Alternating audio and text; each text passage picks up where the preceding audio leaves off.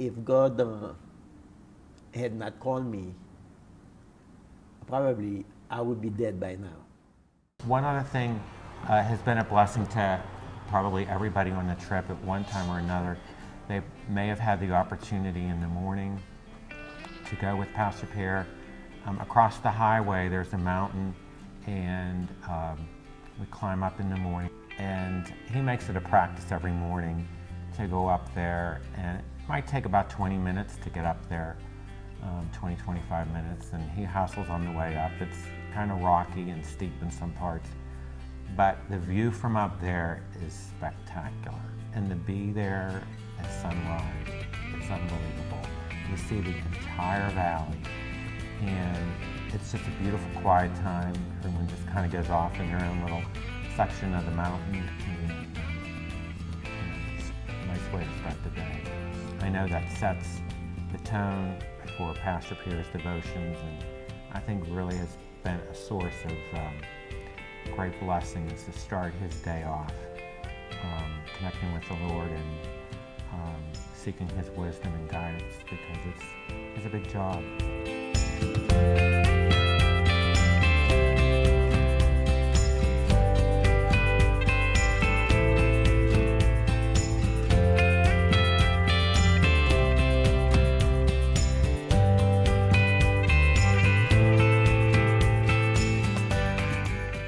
Pastor Pierre is a Haitian. He was born in Cap-Haïtien, which is the northernmost town of Haiti. I was raised in a Roman Catholic family. My father was an priest assistant, like a deacon. And unfortunately, he passed away when I was 12 years old, and he was 42 years of age. And then later on, my mother died also after 4 years, and she was also 42 years old when she passed away. He was orphaned as a teenager, and that greatly influenced his sensibilities to children. We left, my brother and I, to wherever. And so finally, we ended up being in Turks and Caicos Island on the boat. And then there is a lady who came to buy goodies from the boat, and they saw us. She saw us, and she said to the captain, "May I have these boys?" And so the captain said, "Are you serious?" She said, "Yes." And he said, "They are yours." For me, be there in Turks and Caicos Island, making money, it was my goal, but God had a different plan. So I became sick one time after I ate some fresh tuna. They said the fish was poisonous. And so they took me to the hospital. They take care of me. A second time I got sick again, same symptoms. They said that my blood sugar was low. So then the third time, the doctor said, "No, you have to go back to Haiti, see a Haitian doctor." But my mother, she said, "Son, make sure you see a witch doctor." And I said, wow. It's like falling from the frying pan into the fire, because that's the main reason why I left Haiti, because I'm afraid of voodoo. I don't want people to kill me like they killed my parents. And now for my mother to tell me, go see a witch doctor, it didn't go along with me. But when I arrived, I sent my clothes, because they said you can send the clothes you got on with your sweat to a witch doctor, and you will be able to guess what's wrong with you. And so the guy came back and he said to me, the witch doctor said, when you get off the plane, somebody shake hands with you, and by so doing, he put a spell on you. I said, tell him he's a liar. I've been sick before I came, because I was not there in person to answer his questions, and therefore he couldn't tell me the right thing that I wanted to hear. And so, and to make a long story short, one night I dreamed I became a Christian. And there was a pastor who used to feed me when I was starving. But every time he done feed me, he said, go get his Bible for him. I go get his Bible, but knowing that he's going to preach to me, I always say, Pastor, see you later. Later mean at the next meal. He never gave up on me. He never gave up. He could have said, well, since you don't want to hear anything I have to tell you about Jesus, don't come anymore to eat. He never said that. So I went to him and I said, Pastor, last night I dreamed I become a Christian. So tell me about it. If I become a Christian, can people kill me like they kill my parents? He said, no, it was my concern. I said, how can people kill me, then go to the cemetery, get me out of the grave, beat me, torture me, make me a zombie? He said, no. I said, Pastor, can people put poison in my food to kill me? He said, no. I said, Pastor, pray for me. And he did. And the moment he prayed the sinner's prayer with me, I was completely healed. Healed physically, spiritually. All my fear for voodoo was gone. I was no longer afraid. And then I went back to Turks and Caicos Island. That's when my adopted mother, my father was not really care, but my adopted mother, she was upset because I didn't go to the church I used to go before. It's not because there was anything wrong with the church. Later on, I found out that it was my own mother. Her lifestyle did not respond to the church, because she used to send us to buy what we call slap. It's a cheap alcohol. And so when the priest come to see her, she watched us come into the window and she said, and so we knew that something was wrong. But she said, son, how come you didn't go to our church this morning? I said, Mom, when I was in Haiti, I accepted Christ. She said, what? Then my mother got really upset. She said, now listen, I'm not going to put up with that. I give you 3 days to make up your mind. You can either stay with me, deny your faith in Christ, or you go back to Haiti and starve. And so I went to the Lord in prayer. And I said, Lord, I know I'm in your perfect will because I have accepted Christ as my Lord and Savior. But my adopted mother is challenging me. She gave me 3 days to make up my mind, whether I want to stay with her to deny my faith in you or go back to Haiti and starve. Lord, what should I do? And the Lord spoke to me like I'm speaking to you. He said, John, you go back to Haiti. I got work there for you to do for me. And I said, Lord, you got work in Haiti for me to do for you? I said, you know, I've been there. I was starving, no mother, no father, no one to care for me. And now I'm here on that island. I'm adopted. I'm working and making money, and my parents don't let even me spend money that I make. They take care of me. So you want me to go back to Haiti? I said, Lord, I'm going back. He found Christ and was called to go to this particular area of Haiti. It's La Croix Haiti Mission. It's about 90 miles north of Port-au-Prince. So it's a rural area. When I arrived, I went to my pastor and I shared my testimony with him. And he said he knows some missionaries. All they do, they train people who are called into the ministry. 2 women. One was from Sugar Grove, Pennsylvania, another in Pittsburgh, and the other one was from Cincinnati, Ohio. And so I wrote my testimony, sent it to them, and they sent for me to go to Port-au-Prince to be with them. And then they were about to start a ministry in La Croix, where I am right now. And so they took me to La Croix. So when I arrived in the middle of nowhere, no water, not even a pit latrine. You know, I really appreciate those missionaries because for them to leave their country, to go to a place like that with no pit latrine, you know, you can see what kind of life they had like being a woman.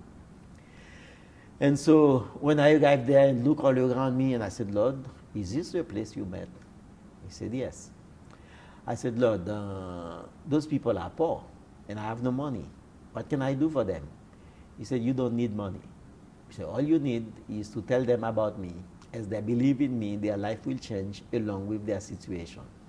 And that's why I said God wants me to preach a twofold gospel, a spiritual gospel, get people saved out of voodooism to Christianity, and then teach them how to fish. And that's what we've been doing in our ministry. In 1984, that's when the missionaries, we could not get along because their emphasis was preaching the gospel, and I wanted to mix it with the social gospel. And they did not admit to that, and finally I was dismissed, And so I was thinking about coming to the States to be with my brother and sister in Miami. Then I went to my pastor, I went back to my pastor, and he said to me, instead of thinking of leaving the country, why don't you go back to the Lord in prayer and ask him for a new direction? And so I went to prayer, and the Lord said to me, you haven't started yet the work I have called you to do, and you think you've done. I said, Lord, I've been there since 1975, for 9 years. He said, no, I was preparing you. He said, now is the time you're going to start. And I could not believe that. And so in 1984, we started with 70 children. It largely becomes the center of each of these communities.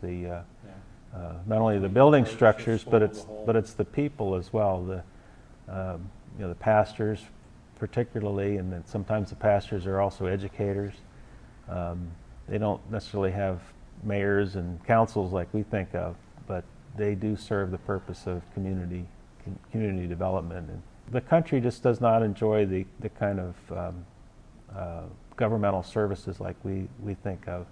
So these little communities that spring up around churches and schools serve a very important role in binding those communities together and supporting one another.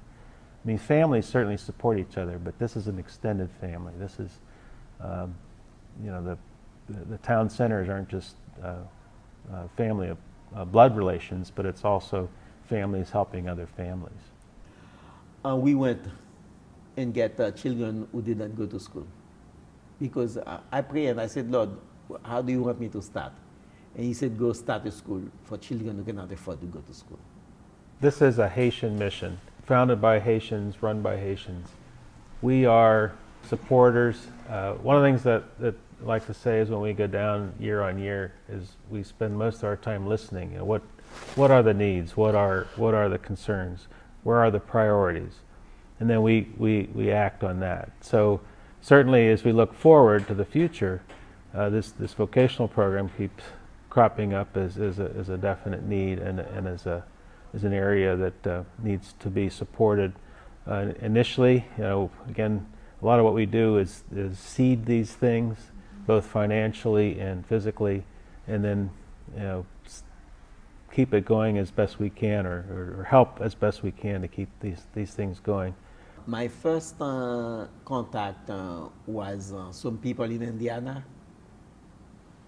David Gillon and Jackie Yates. And how did you meet them? I met them through the other missionaries. Okay. So they came to build for them, and then they used to like me. And so when they found out that I was out, so they invited me to their house in Indiana, and then they came in let's say January 1985 and build a church building for us. And then they taught some of our young men how to build. And then I was working with a man named Jack Kennedy from Allegheny Christian Literacy Council. The school itself is made up of several buildings. There's a high school, and then the building we were in, I think, is mainly the junior high. And then there's classrooms for the little ones, the elementary kids. So it's a number of buildings, and we sometimes call it the complex or the compound, kind of depicting it as it is. It's a walled compound. It's all secured. Once you're in there, then you have access to all these buildings. Of course, there's a chapel, is a prominent part of the complex. This is a Christian school founded by a Christian Haitian pastor, and that's an important component of the mission. That's the way these missions begin. Is the chapel was the first building to be built. Typically, the chapel is then used as a classroom until they have funds to build a classroom. Instead of busing kids to this one location, instead the model is to put a chapel to begin with, and then a school and a well is an important aspect to the community, and then put the teachers there to bring the students to those locations. Again, this is a rural area, You go to some of these areas, you need a four-wheel drive vehicle that can get you there. So you can imagine that getting from here to there is a challenge not only for ourselves, but for the kids.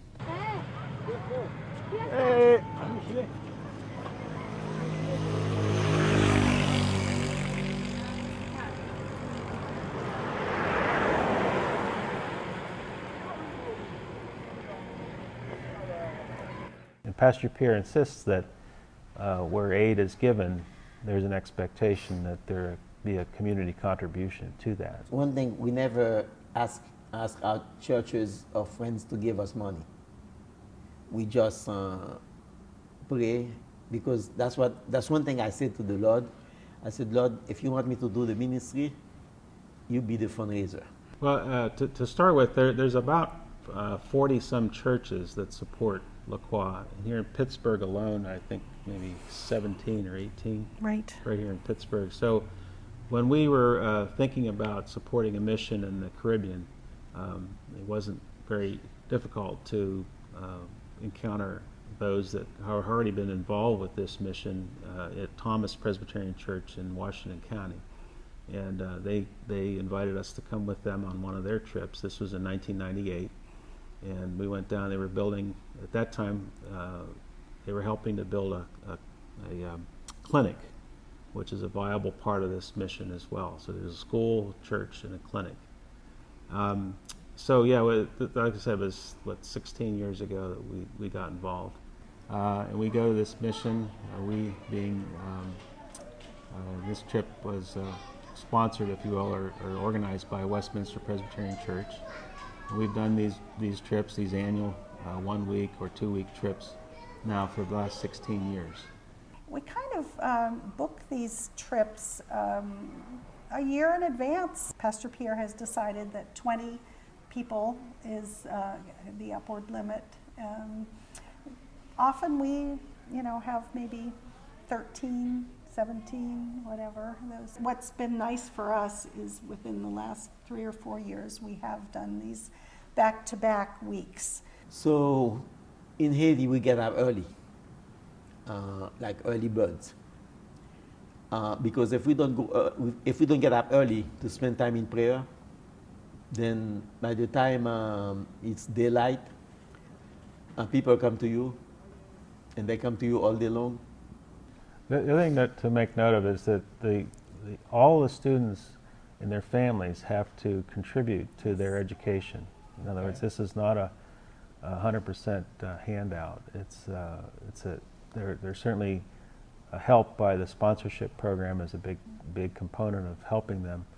We have a child sponsorship program. A lot of people get involved.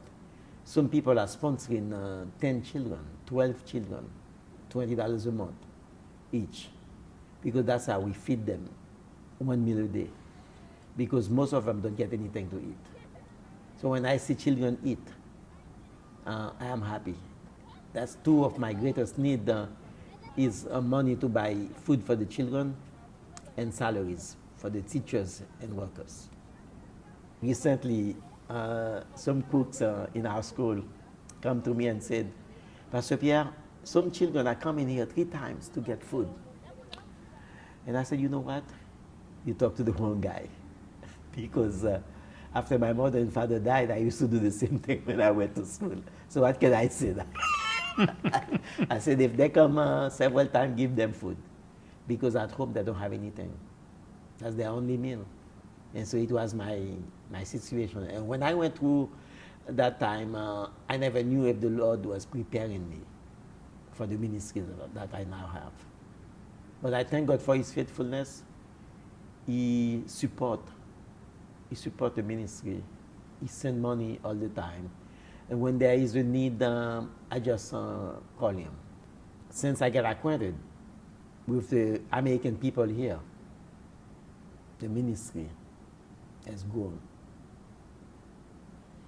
Because people here, I would say that's one thing about American people. They will give the shirt on their back. My buddy said to me, I'm going to Haiti, do you want to go? And I said, yeah, I'd love to go. And my two oldest daughters, Patty and Cammie, wanted to go in a heartbeat. That was in 2002. When we landed in Port-au-Prince, my daughter, Cammie, had to go to the bathroom, and so it was her first experience back then. The airport was a lot different then. And just her experience in the bathroom, she said, I want to get on the plane and go back. But we got her over. Her first day was really rough. And it was, I mean, back then you got off the plane and walked on the tarmac and everything smelled like charcoal. The smell of charcoal was so present. It was just like so heavy in the air. And you saw everything on that way from that airport. I mean, it was, you know, everything was happening in the streets. I mean, we were clearly safe, but it was just, you really just didn't think you were possibly less than 2 hours out of Miami. I mean, it's just, you just feel like you fell off the end of the world. But it was such a dramatic difference. Not so much now, clearly then. But I don't know, I guess the Lord just put that in me. I wanted to go. We didn't have to sell it on me. I just knew I wanted to go. Initially, my buddy was always going at a holiday-related time, and I couldn't do that. But as soon as he said he was going in the summer, we were on board with it. In fact, my whole family went 2 years in a row when there was political unrest in Haiti. We actually went to a different mission on the North Coast that there were no issues there. So it's just like, guess the Lord just puts a passion in you and you just want to go, and that's it. There are different attachments to the mixer.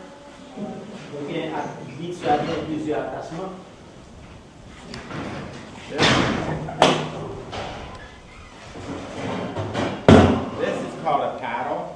And this is called a dough hook. For bread. Yeah, for bread and for batters, cake batters or buttercream. This particular trip, we had how many? We had 10 people the first week and 17 the second week. Mm-hmm. And some of us spent both weeks. We found that to be useful to go 2 weeks rather than one, because the projects we tend to get involved in are best handled in a 2-week frame, because a good bit of what we do are construction projects. But more recently, in the last number of years, we've dwelt more and more on the school, and not only the infrastructure of the school, but in getting involved with the classrooms, the teachers, the superintendent, and just really getting immersed in the school system. This is one of the wonderful sayings we have with Haiti, is that you make one plan, and then you make a second plan, and then you make a third plan, and then you make a fourth plan, and you basically spend as much time as you can making different variations of plans before you get down there. You get down, and then none of your plans work out the way you envision them to, but you have pieces of things that you can pull 20% from plan A and the end of plan B and the middle part of plan C. And with all of that kind of comes this wonderful combination that you could have never envisioned, but is better than anything you could have ever planned. I know that as we as buildings are being built and teachers are there and the sponsorship program is improving, that the student population continues to grow. And I've witnessed that. I've been going down since 1999, and I've seen the school grow from just a few students to what it is today. This was my 13th trip going back. I've designed all sorts of things for him. 2 major buildings with classrooms in them. One had 16 classrooms, and the other one has about 24 classrooms. I've designed a clinic, a women's and babies hospital.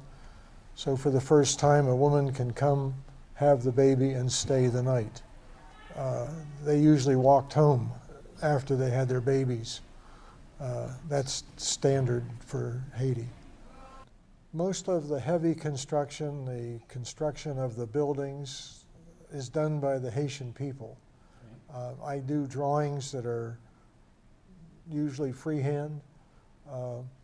They're not sophisticated in any way, but they understand what the intent of the drawings are, and they can build them. And a few of the people there are into the construction business and understand how things go together. So some drawings by me connected with a person that understands how to put it together, we get a reasonably sophisticated building. When the school was built, what we call the high school, how many classrooms again, Tom? That was 16. With the advent of that, then that opened up the afternoon to more students, and so Right. the population naturally grew because the facilities were there. In 15 years, it's gone from 2,000 to 4,000.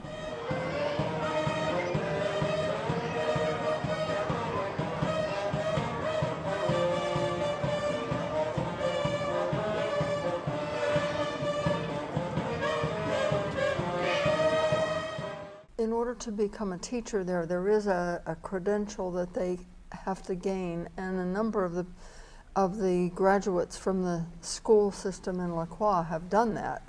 And so then they've come back as teachers. Some of them have gone on to become nurses and even a physician. So there are some sort of graduate success stories. I'm a retired chemistry teacher, so when I considered going to Haiti, I sort of rummaged around and tried to come up with some excuse of why I ought to go. And for a while, actually, I did some work on water testing, being a chemist. But then, of course, once Pastor Pierre found out that I could teach chemistry, he said to me, why don't you teach a class in chemistry? I think that, sometimes people will ask me questions like, well, why are you doing this there? As though, the people there live in trees and are never going to have any association with the modern world. But that really isn't true. I think one thing is that, of course, anytime there is any kind of technical education, no matter what it is, whether it would be chemistry or physics or electronics or any of that, it trains students how to think critically and how to do things like think about making a prediction and seeing if it comes true. I mean, that's really how science works. You have a theory and then you test it. And so they get experience at doing that. And that transfers to pretty much any kind of technical work. Westminster has been very generous in supplying materials for me to take down. They have a full-time chemistry teacher there, and they learn the theory, but they have no money to spend on equipment, so that's really been my part, or Westminster's part actually, is purchasing lab equipment. And every year I go and I take 2 suitcases full of assorted things and lessons to go with it. These things that they do are fairly challenging, and they do it well, and they succeed, and they get a result. And this is cool because they feel then that they're capable, they're strong, and it gives them, I think, self-confidence. That we're going to be using is this one here. This is iron chloride. We have potassium thiocyanate. You get iron grade thiocyanate dichloride. That's potassium. In the past 3 years, I guess, we've made English sort of a part of this. So, well, Eileen has been a big help in doing this, and Caitlin has been helping as well.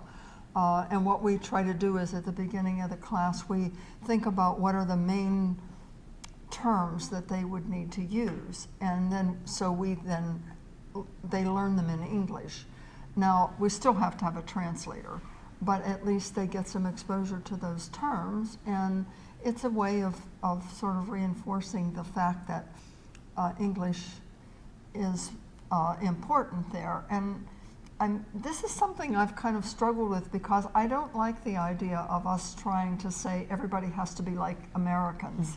But it is true in Haiti that if you can speak English, then you can you have a livelihood. So this is a really good thing in terms of their preparation in general. So anytime they learn English, the more fluent they are in English, the better off they are. So I'm happy to have some tiny little part in that. For the past 2 years, we started to teach English. Kindergarten and first grade. So this year now, next fall we're going to have second grade, so that we want to go up. The reason for that is because it will be easier for me to get teachers, retired teachers from here to go and teach for us. And that's why we want the students to be fluent in English. I am a long-term missionary there. I teach PK3. I go for a full school year. We get there in September and we go through June, and we come home for Christmas and Easter. Pastor Pierre came and talked to my church about a dream of his, starting an English program, and I just kind of felt a little nudge, hey, you can do this, and I tried to ignore that nudge, and I ignored it for 2.5 years, and then there was a lady that went down with this team, Renee, and Pastor Pierre told her to give me a call about the English program. And when she called me, it was an answer to one of my prayers to God, asking, like, I told him if he wants me to do this, he will put people in my life to train me. And Renee and some other professors and preschool teachers all met with me every month for 1.5 years. And they trained me, and then the next thing I threw out was money. I don't have the money to do this, I have to quit my job. And money appeared. People in my church made donations. There was an article in the newspaper. People sent donations through the newspaper article. So everything was taken care of, so I just felt totally called to do it. This is my second school year. And I'm teaching them English. Okay. And it's pure immersion. So I actually do not know Creole. It's extremely difficult, but they're little sponges. So they're learning English a lot better than I am learning Creole. Class starts at 8. I get up at 6, but class starts at 8. Okay. And the kids come in and they eat first. In the classroom? In the classroom. Okay.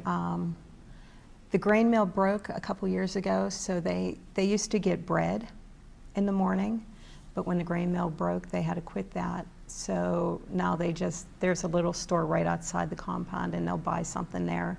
So normally they'll eat a lollipop or popcorn. Usually it's just something junky. And then once they're done eating around 8:30, we start our class, and we start with a Bible story and a song and a calendar. They know their calendar, and the weather, which is always hot and sunny. They've learned amazingly. For their grade level, they're supposed to be learning certain things, and they are learning everything that the kids here are learning, and they're doing very well at it. And then we go into whatever our lesson for the week is. I plan one lesson, and we do the same lesson every single day for a week, so that they actually absorb it, and I just change the way I do it every day. And then at around 10 o'clock, they eat lunch. And that's usually rice and beans or cornmeal and beans. And a lot of the kids, that'll be the only meal they get for the day.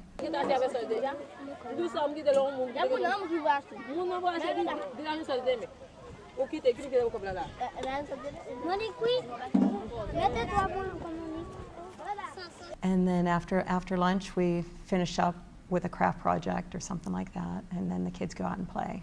And I go upstairs and grab my lunch or have a drink while they play, and then I come down for the second group and start over.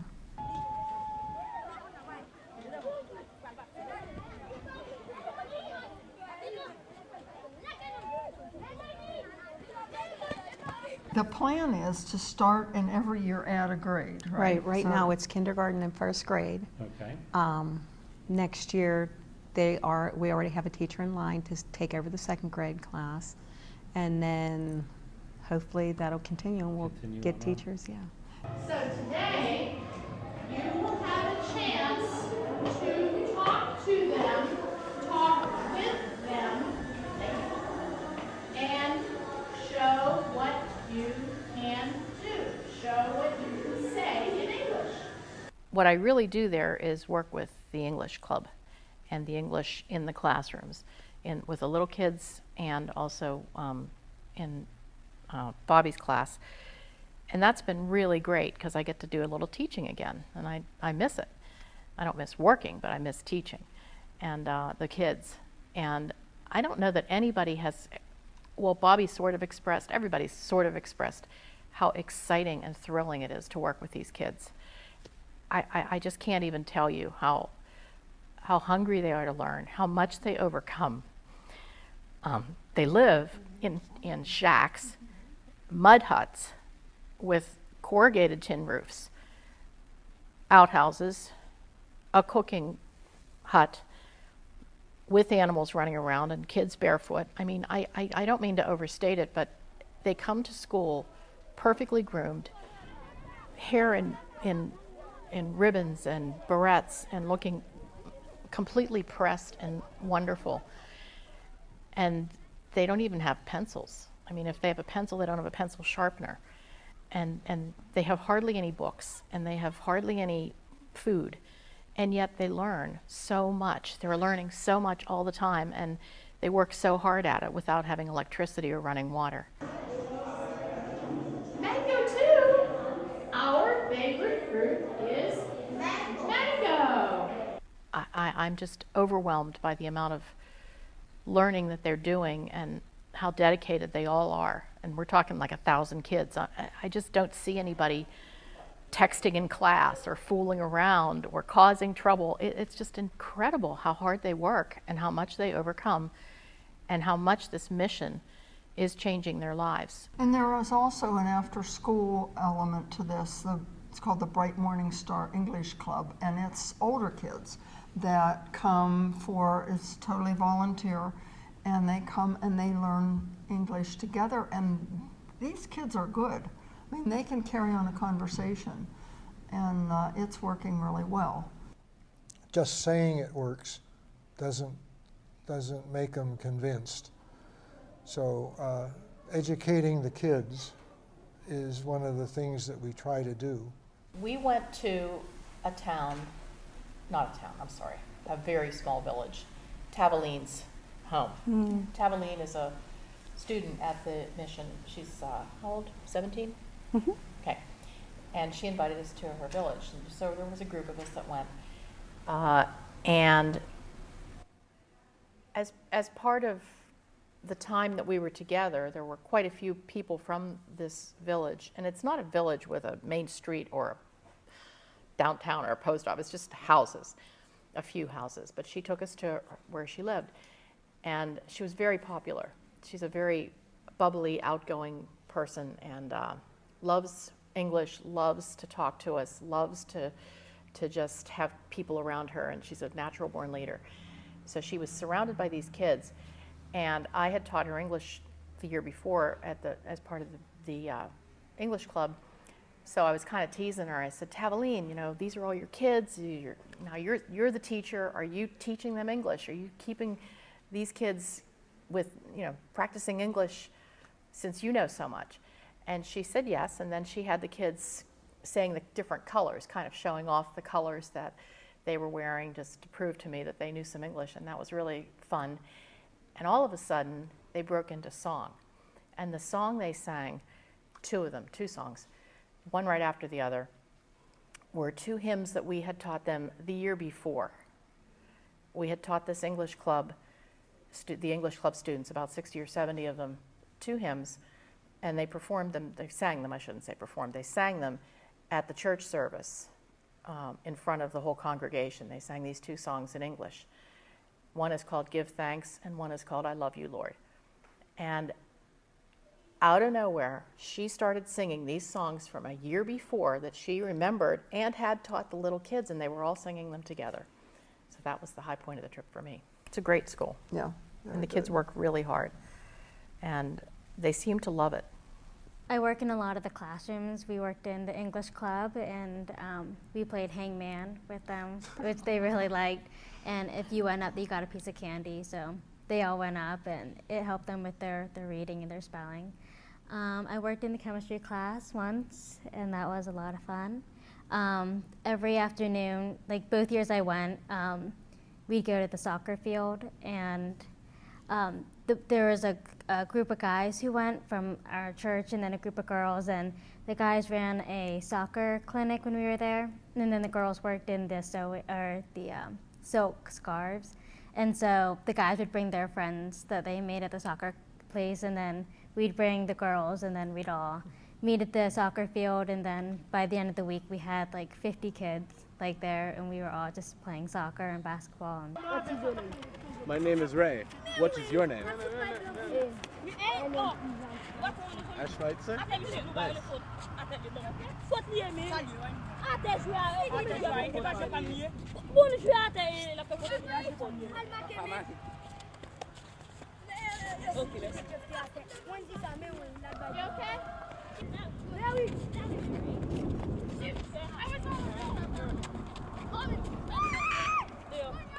I wanted to interject a little bit about the library. We don't usually do much construction. We help with things.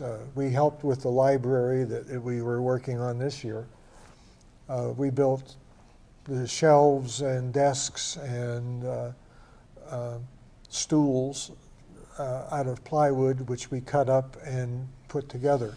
The person who started that project was a young woman by the name of Darby Gallo, and she came to Haiti, I guess about 3 or 4 years ago, and like the rest of us, just became enamored with everything that was happening in La Croix. Her mother, Jenny Gallo, took over pretty much the library initiative, and she has just been very passionate about building it little by little by little, the whole project. And she and her husband moved to Michigan within this past year. They used to live in Upper St. Clair, and it was wonderful to reunite with them in Haiti this past February, and just, you know, be a part of the library project. I just wanted to make sure that everybody realizes that this project has been you know, in the works for 3 years and will continue. Last year we put the first room together, and it was a group effort for Westminster, and then this past year we put the second room. If the school gets going for the VOTEC programs and stuff, they'll be able to learn it. I remember when I was a little kid, the lights lit up in the library. And it's like, it's going to do it again. Maybe I want to do that when I get older. And, you know, that gives some of the little kids a spark. This year, what we did was I wanted the art club kids who have been meeting all this past year. Every so often they would meet, and they've worked on drawing, painting, and lettering throughout the year. I wanted them each to have an individual piece. And so we worked on the countries of the world. It was the theme for these individual art pieces that the students did. And so during the course of the 2 weeks that we were there, each artist got a reference book for a different country in the world, and they produced something meaningful about the country, and then we hung 20 pieces in the library.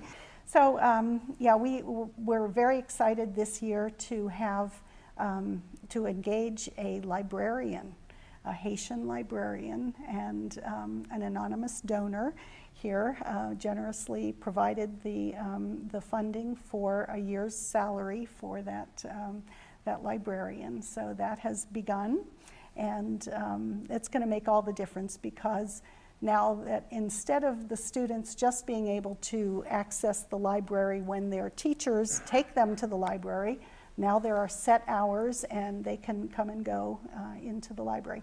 And seeing them, all the kids in there and everything, it definitely is something to be proud of.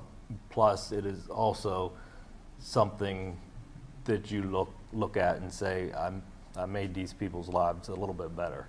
Power availability is very limited. So in these areas like this, where you can have the wherewithal to put in a generator or put in the solar systems, that improves that situation. Primarily, what Bruce and I end up doing are physical plant maintenance. We did a lot of electrical stuff, for the library and for the bakery, extending the available electricity to the, different requirements. Last year I went down, John asked me, I was surprised. I do maintenance for him at the bakery and stuff, and it's like, you're asking me. Oh, sure, why not? It's like, I did it somewhat for selfish reasons to begin with, because it's like, yeah, I'm going to go down 90-degree weather, and it's going to be nice, and away from the family a little bit, and, it's a vacation. And then I got down there, and after working, because I always work on my vacations anyways, it's like you start experiencing something that it's a feeling. Seeing other people looking at you and wondering what you're doing, and as you finish up your project, they see the outcome, and all of a sudden you're standing in there and, all right, everybody clear, click, and all these lights come on. And it's like wonderful. You see all the kids are looking around and are amazed, and even the adults outside, they're awe, because they've never really witnessed that much before. I mean, the library is beautiful.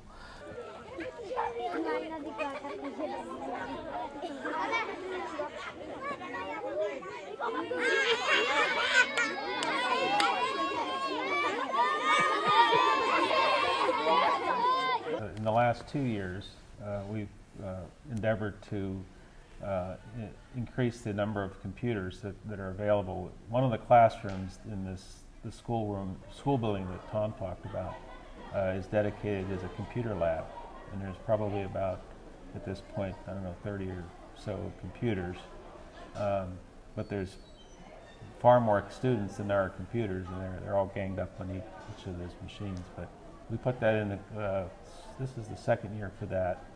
And one of the exciting things about that is there's a young Haitian man, Delson, who graduated from the Lacroix School, went on to computer science postgrad program, has come back and is teaching that class. One of the things that we take great joy in these endeavors is to see these facilities being used, and that's certainly one of the examples of something being used year-round. We bring down a lot of tools and a lot of supplies with us, but we also came into a situation that we needed like 200 foot of conduit, and Pastor Pierre's like, okay, let's go, and it's like, go where? Where? And it's like Gunna-Eve up the road, 5-8 miles, and we go.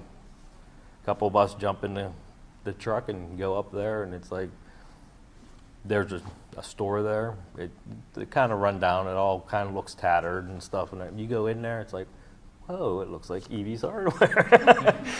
Technology has exploded, just like around here it is. Cell towers have sprung up all over Haiti. Cell service is actually pretty good there. And also internet availability. The compound for some years used satellite links to get internet.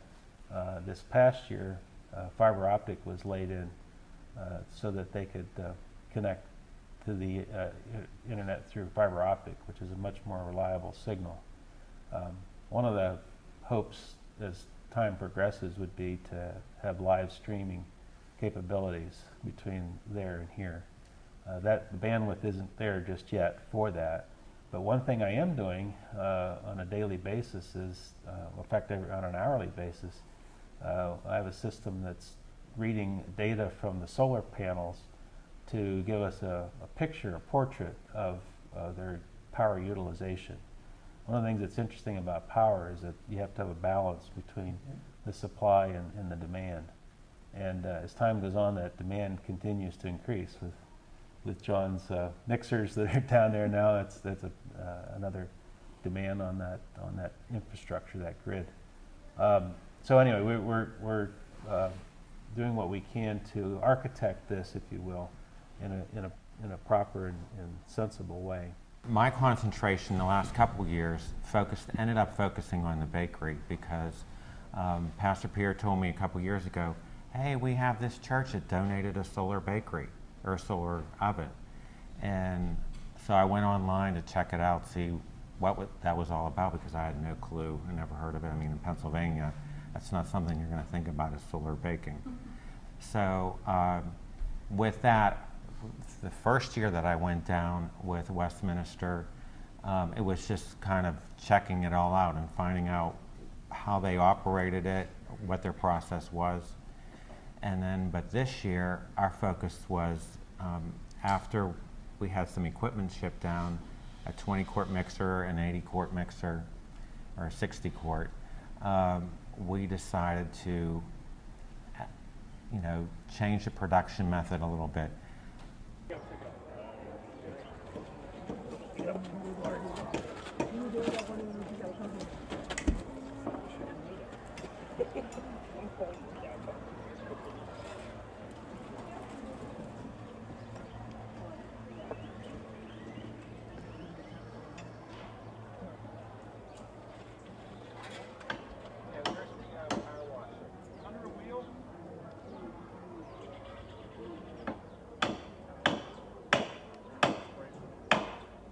It really looks like a diamond ring, but the panels, are reaching out on an angle.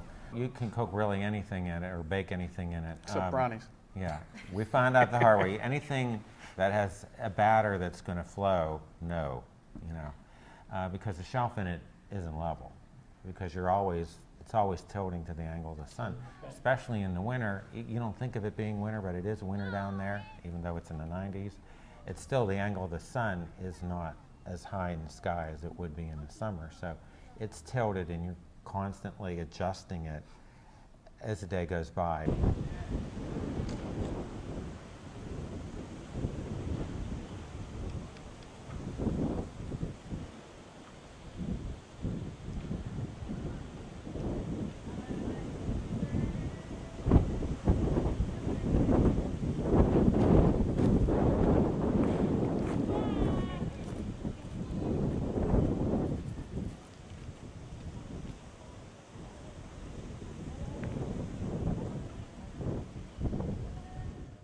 A lot of what Ray established with the vocational school is now, it's been 2 years, but we are on the verge of really formalizing the vocational school. Pastor Pierre and I sat down when I was originally in the U.S.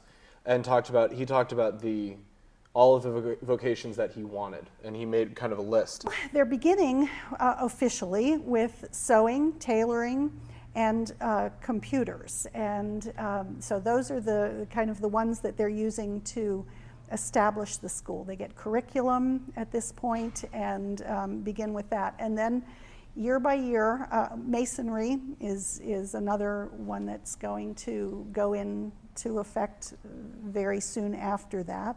The strategy that I took and the strategy that the mission has kind of embraced is to try a lot of different programs and then see which ones are successful.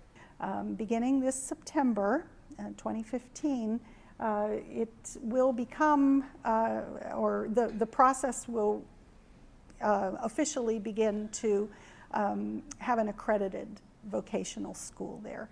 And the programs that the IT skills, the sewing and the tailoring that they're building up, they'll all be state accredited, they'll all be confirmed. Correct. Accredited through Haiti, where it will be recognized and there will be certificates that can be issued to the students as they they complete the various programs.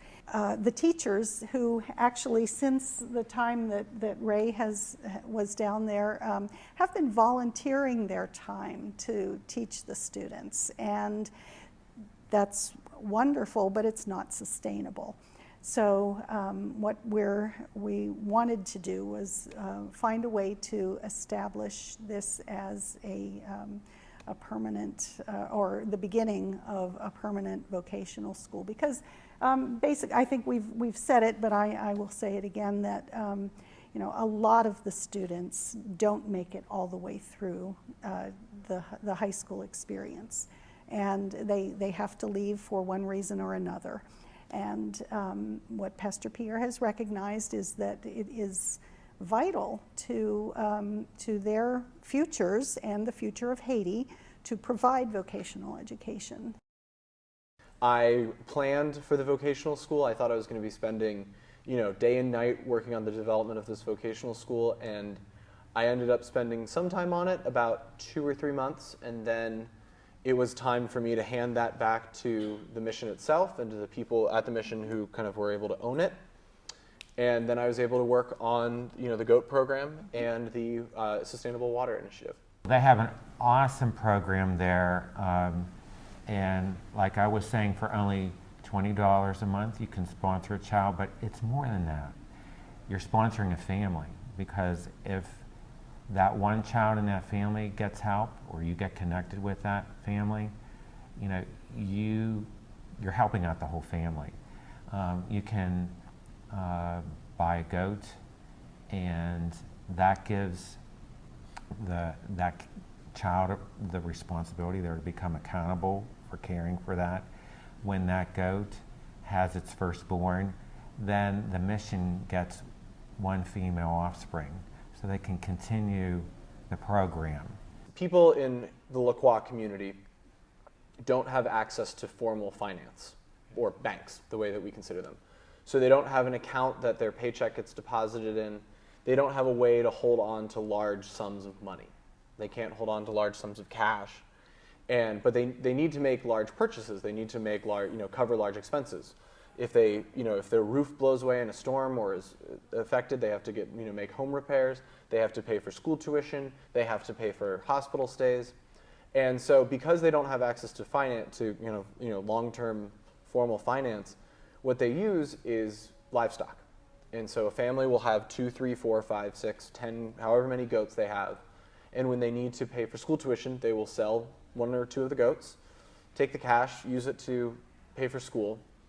And this works for some families, but there's some families that don't have goats, and they don't have any livestock, and they are stuck. They're not able to send their kids to school. They're not able to go to the clinic for a long period of time. They're not able to afford expensive home repairs.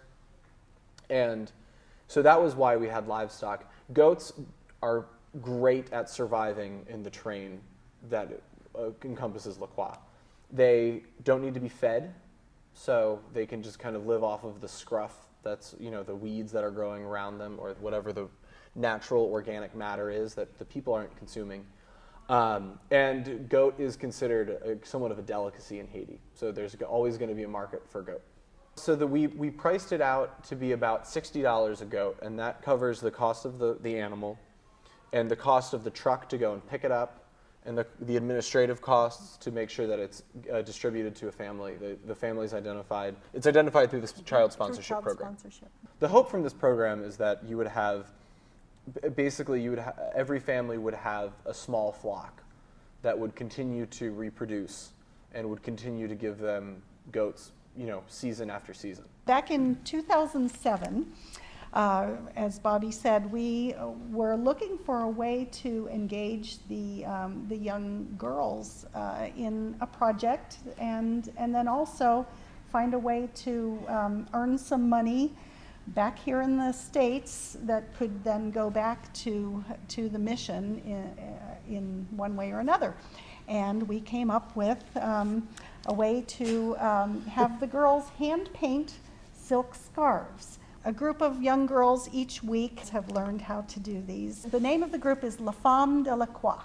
La Femme, women of La Croix, the women of the cross. So they make these scarves, usually about 500 or so each year, and we bring them back to the States and we sell them and make, I think, in all told, I was thinking about this today, and we've probably earned about $20,000 for the mission. It's between $3,000 and $4,000 a year. We have them at Christmas and Mother's Day, and those are the times we've typically had them here. Right. And I think other churches too will people will take a box of them and go to an event and sell them. So and all the money goes back to the mission. You know, it's totally volunteer on our parts to make this happen, and it's been a really good project.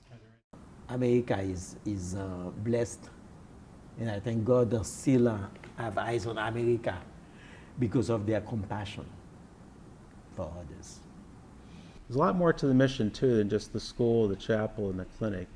They also help reforest the area. Haiti has been deforested many years ago of trees, and they encourage the planting of trees in that area, and that is you see that effort is blossomed over those 40 years. That's an amazing thing to see. When you travel Haiti, you see a lot of dust and barren hills, but in that particular area, it is an oasis in that sense. I remember my first trip, and that's probably the most impacting, typically for most people's experience. And I just came home, and I never thought that the United States was truly a land of opportunity. Never crossed my mind. But down there, their dream is to someday to make it to the States. Well, we're already here. And you know, the opportunities we have, you can pretty much do whatever course you want to chart in the United States because there is opportunities. When I look back and see where we come from and where we are now, it's amazing. It's a foundation of a community. Not only in La Croix, but also in these little villages that I talked about. The teachers, the pastors that are there are also community leaders. They help to bind the communities together where that may not have been the case before. So there's a lot of successful stories that come from just community building that is an aspect of this mission. If you're living in a rural area, I mean, something like what that mission provides, and education and the interaction that you have with Americans is huge. I mean, and even in the outlying schools, the fact that, you know, that they're getting rice. And I've seen a change over the years of there used to be a lot of redheaded kids because that's really a sign that they have malnutrition. And I mean, you'd see a lot more sites that were really difficult. But you can see the general health of the kids at the mission has gone in a very positive direction, and that's exciting to see. I know for myself, I look forward to going because, again, it's like anything in life, it's very relational. There were times where the electricity would go out on a Friday night and it wouldn't come back until Sunday afternoon. And you would feel a little cut off from the world. There were times, you know, I didn't have warm water when I was there, which was a problem for the first 2 showers, and then, but you adjust to it. There were small inconveniences.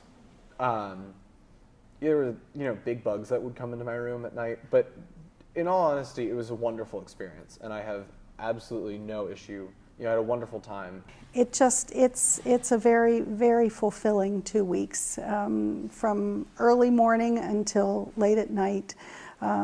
It just seems as though we go through what is planned, and we get back so much more than what we put forth. There's always taking the project that you last left and saying, okay, has anything been done? Is it taking a step backward or forward, or is it still like an inch of dust on it? But just bringing whatever your gift is. It's always amazing to us that go down, and as we plan these projects, it just seems to fall in place that the skills are there that are needed to make it happen. The truly amazing thing is how everybody's various gifts get put together. That's true. And it's really like a symphony orchestra where there's once in a while one has a solo and then another has a solo, but everyone works together. Concert. It's very harmonious.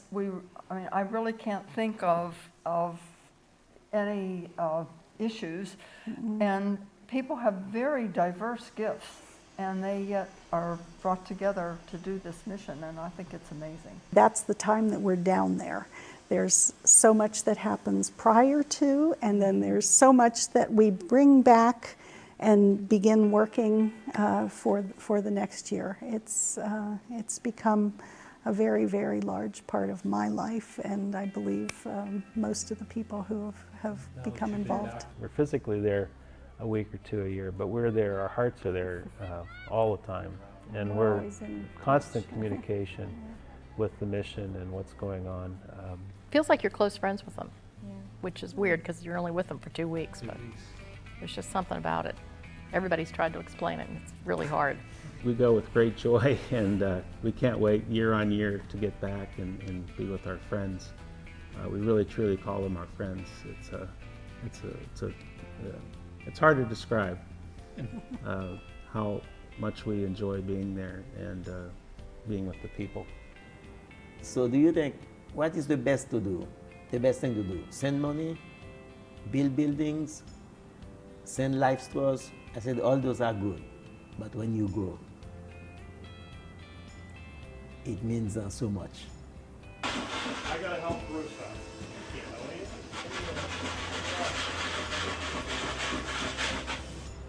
The yeast that we use in our bakery is called fresh yeast. It has to be kept in the refrigerator. This yeast, you can have it at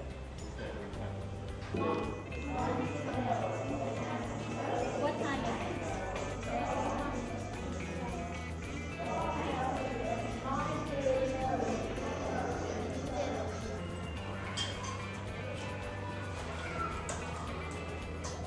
Today, you have a pipette. Okay, everybody, pipette. Pipette. You have a glass. Glass. How many? 4 glasses, right? 4 glasses. Let me hear you say that. That's hard to say. 4 glasses. The next, glasses. Glasses. Okay.